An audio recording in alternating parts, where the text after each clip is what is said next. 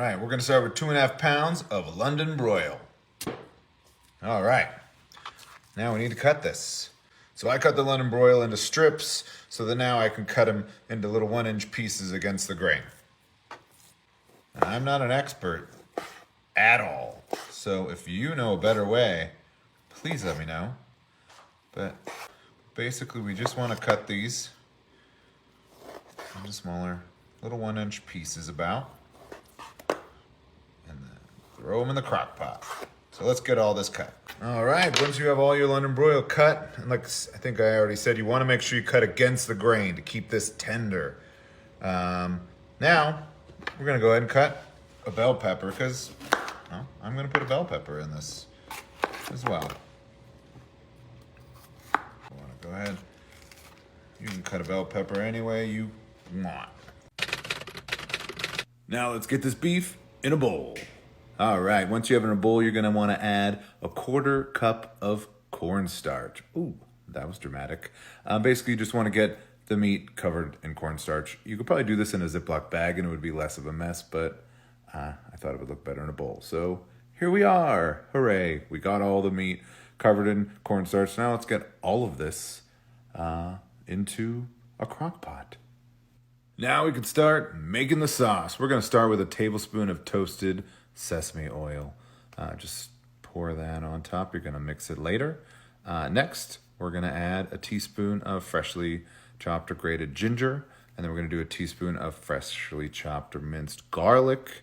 We're gonna do a 1/2 cup of brown sugar, and also a 1/2 cup of soy sauce, or I'm using coconut aminos because soy sauce and I are not friends.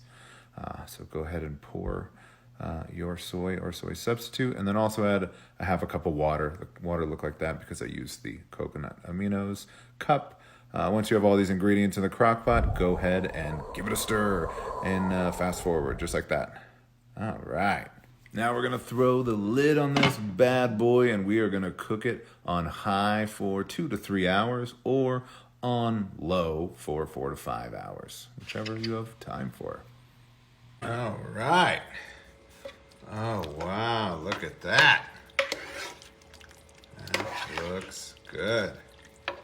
I'm gonna stir in some green onions that I already cut just to give it a little bit of color. I'm gonna go ahead and put some of this on a plate. Ooh, baby. Wow. Look at that. Well, let's taste it. Wow. I gotta tell you, this smells amazing. Well, the whole house smells amazing from it. And you could serve it over a bed of rice, noodles, or you could just eat it like this, which is what I'm gonna do right now, because I'm on a low carb diet. But more importantly, let's see how this tastes. Wow. It's delicious. It's fantastic, and the meat is actually tender, in case you were wondering. It's really tender. The flavor's great. It's not too sweet. I'm sure it could use, I just kind of followed the recipe. Actually, the recipe I have didn't even call for bell peppers. It was just the meat and the green onions. I added the bell peppers.